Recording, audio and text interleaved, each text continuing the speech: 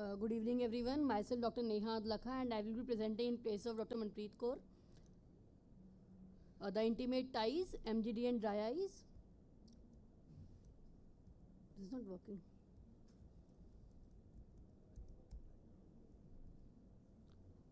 As per the dues, dry eye is a multifactorial disease of the ocular surface characterized by loss of homeostasis of the tear film and accompanied by ocular symptoms with tear film instability and hyperosmolarity.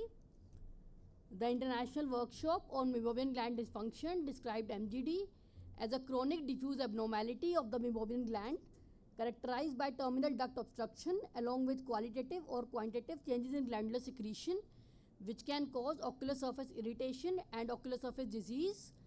Newer advances in management of MGD, non-contact infrared meibography. Meibography is basically a technique to visualize the morphology of meibomian gland. Changes in morphology of meibomian gland associated with MGD can be dropout, shortening, truncation, distortion or dilatation. There are three types of non-contact meibography: slit lamp based, mobile and topography equipped. In addition, interferometry equipped, fundus camera equipped and iPhone connected mobile systems.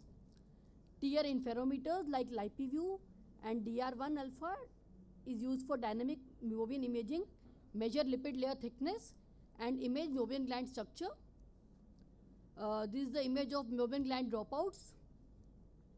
Oculus keratograph, it has built-in real keratometer and a color camera optimized for external imaging. Additional features include examination of meibomian gland, non-invasive tear film breakup time and tear meniscus height measurement. In vivo confocal scanning laser microscopy, it basically provides high resolution images of meibomian gland architecture including acinar density, diameters, orifice area, acinar irregularity, reflectivity and fibrosis severity. Various inflammatory biomarkers like cytokines and other mediators, matrix metalloproteinases, human leukocytic antigen DR isotype can be tested by tear sampling. Tear osmolarity and insufficient tear film or unstable tear film is hyperosmolar. It can be measured by tear osmometers. Newer in situ osmometers are portable and handheld like Scout Pro and iPen. Therapeutic advances: intraductal meibomian gland probing. Intraductal probing is basically a slit lamp procedure involving the mechanical opening and dilatation of the blocked meibomian gland orifices. It helps by releasing the meibum, opening the blocked ducts and improving the effectiveness of topical medications. Thermal pulsation therapy in FGD, the altered meibomian composition leads to increased melting point.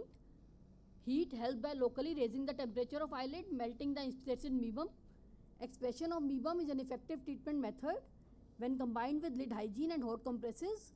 Several electronic heating devices are available like LipiFlow, TearCare. This is LipiFlow, this is Ilux. Meibo Thermoflow. It is basically an in-office therapeutic device for treatment of MGD-related dry eye disease, which maximizes meibum liquefaction and secretion, thus improving tear film quality. Intense Pearl Light. It uses non-coherent polychromatic light source with a broad wavelength spectrum and is used for aesthetic or therapeutic purposes in dermatology. This is how IPL is used. Blefex. It is a treatment for blepharitis that can be used in office. This handheld device spins a disposable single-use medical-grade microsponge on its tip to micro-exfoliate the lid margins and lashes so as to remove the debris and biofilm at the lid margin. Intranasal tear neurostimulation. In 2017, an intranasal tear neurostimulator was approved by FDA for treatment of dry eye disease. Pharmacological advances: emulsion eye drop containing lipids in evaporative dry eye disease. Related to MGD, the pathology is thin or abnormal lipid layer in tears leading to tear film changes. Topical dicoxazole. Topical cyclosporin A. It is the only therapy that has been clinically shown to increase production of patients' own natural tears.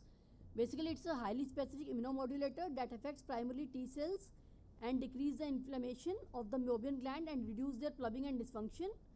Topical vitamin D3 analog. An association between dry eye syndrome and vitamin D deficiency had been suggested. Vitamin D has immunomodulatory effect. Application of mexaclassitol ointment to the eyelid margin with obstructive MGD for 2 months has shown a significant improvement. Lifitegrast is an immune-inhibiting drug that reduces inflammation by preventing lymphocytes from binding to other cells in the body. Antibiotics with anti-inflammatory activity, tetracyclines and macrolides are two groups of antibiotics that play a role in management of dry eye disease caused by MGD. Oral doxycycline or minocycline successfully improves symptoms and signs. Azithromycin, either oral or topical, also produces the same results. Oral supplementation with omega-3 essential fatty acids. Omega-3 essential fatty acid supplement improves some clinical symptoms and signs. It has shown to decrease inflammatory markers. Lifestyle interventions. Dry eye is basically a lifestyle disease. Lifestyle intervention related to physical activity, diet and subjective happiness may mitigate dry eye disease. MGD is a chronically recurring disease. Though patients tend to have temporary relief, symptoms usually reappear after some time without ongoing treatment. Patient education is important. The patient should also understand daily lifestyle modifications which help prevent disease recurrence. Although a common condition, the management of MGD remains challenging. It is not unusual for a treating ophthalmologist to be perplexed by a variety of diagnostic tools and therapeutic options available. Thank you. Thank you so much, Dr. Neha. And we recently have so many modalities through which we can address the